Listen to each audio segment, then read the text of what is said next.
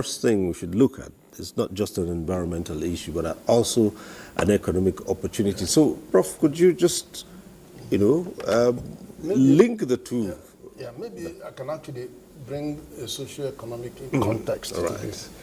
Well, we have a situation where we are destroying the planet because we are having so much gas emission, and they are called greenhouse gases.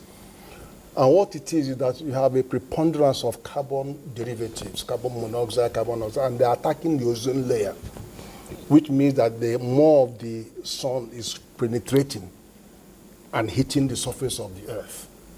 So to be able to reduce that incidence, which is what is affecting the temperature rises, because they have more penetration, so it's affecting the temperature rise, and the consequences of that is that many other things are following it. You have all kinds of erosion, and you have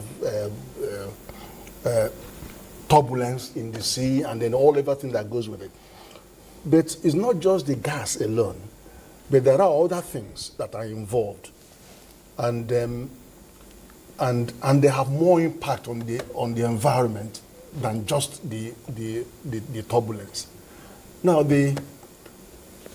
to address this, several meetings were being held, but the Paris Agreement was one where, for the first time, all countries agreed that they are going to pursue a program, and that program is for each country to develop national determined contribution. Nigeria has worked out our own program, our own strategy, our NDC program, where we said, okay, under normal circumstances, over a finite period of time, we can achieve 20% reduction. But if you are going to give us more help and support, we can actually increase it to 47%. That is what our contribution says. But we also know from the calculations that Nigeria would actually need about $177 billion. These are not small monies. The second part of it is that these are environmental, economic, social. If you ask any bank, would you fund? The banks will tell you, yes, they do, but they will never fund anything like that. They don't even fund agriculture, let alone fund environmentally related. So it is not the immediate banks that you will go to look for money to do this. So what you call this is market failure. There's market failure in access to finance, to environment and social related activities, including, of course, agriculture. Now, central bank intervened in agriculture, but central bank will be hard to be persuaded to intervene in strategic, national domestic finance intervention in this area. So we have to resort to sovereign bond.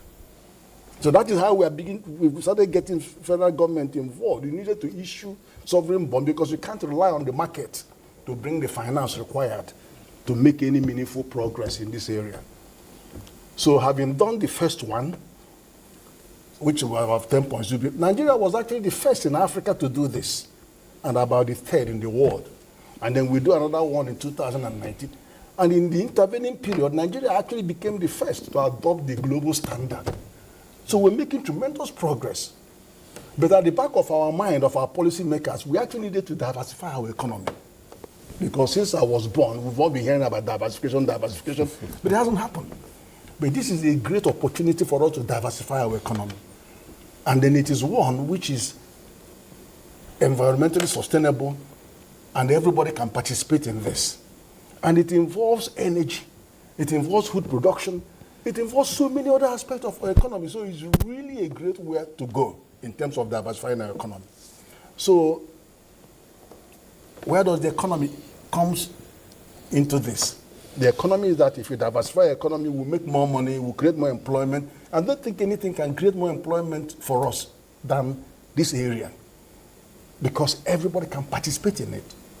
Various agricultural activities, processing activities, and all that, all of them can engage all our young people, and it can even include bioeconomy, it can include circular economy, it can include blue economy. It is vast, and bigger opportunities that it presents, not only for environmental, for social, but also for economic.